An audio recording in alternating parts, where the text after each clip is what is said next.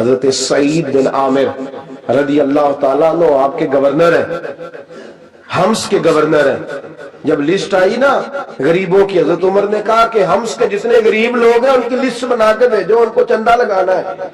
تو 17ویں 18ویں نمبر پر حضرت سعید بن عامر کا نام بھی آ گیا، گورنر صاحب کا۔ تو حضرت عمر نے سوچا شاید کوئی اور سعید بن عامر ہے، فرمانے لگے یہ کون ہے؟ جس کی ڈیوٹی لگائی تھی اس سے کہنے لگے یہ سعید کون ہے؟ تو کہا حضرت جی ہمارے صوبے کا گورنر۔ تو فرمایا اس کی لسٹ فقیروں میں؟ فرمانے لگے پتہ نہیں آپ نے کیا رنگ بھر کے بھیجا ہے، مہینہ مہینہ یہ شخص درختوں کے پتے کھا کے گزارا کر دیتا۔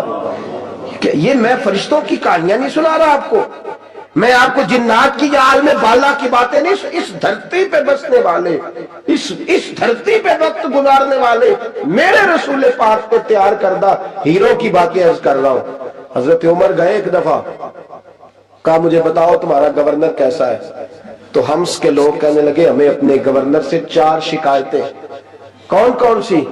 کہ پہلی بات تو یہ ہے کہ گورنر صاحب کو چاہیے فجر کے وقت آئیں، یہ سورج نکل آتا ہے تو باہر آتے ہیں گھر سے، سورج نکل آتا ہے تو آپ کہہ کے تو دیکھیں کسی معمولی سرکاری ملازم سے، پھر آپ دیکھیے آپ کا کیا بنتا ہے۔ کہا یہ سورج نکلتے وقت آتے ہیں۔ دوسری شکایت یہ ہے کہ دن کو ملتے ہیں رات کو نہیں ملتے۔ تیسری شکایت یہ ہے کہ مہینے میں ایک دن ملتے ہی نہیں گورنر صاحب۔ چوتھی شکایت ہے کہ روتے ہیں، کبھی کبھی اتنا روتے ہیں کہ بے ہوش ہو جاتے ہیں۔ حضرت فاروق اعظم نے کھڑا کر لیا، فرمایا سعید تیری شکایات آئی ہیں، کہ حضور حکم۔ فرمایا سنا ہے، پہلے تو فجر کے وقت آ جاتا تھا لوگوں کے مسائل سننے، اب تو سورج نکلتے وقت آتا ہے۔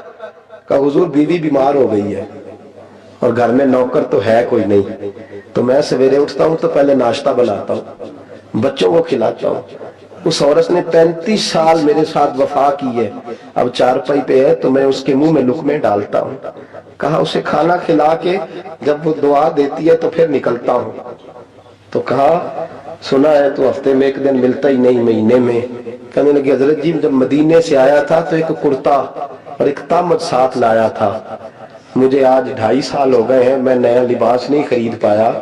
میں نے عرض کی میں اس دھرتی میں بسنے والے لوگوں کی داستان سنا رہا ہوں۔ کہا میں اپنی تامت دھو کر خشک ہونے کو ڈال دیتا ہوں، اسے آدھا دن لگ جاتا ہے، خشک ہوتی ہے تو تامت پہن کے قمیض دھو لیتا ہوں اور پھر قمیض ڈال دیتا ہوں۔ حضرت جی سارا دن بیت جاتا ہے تو باہر نہیں آ پاتا۔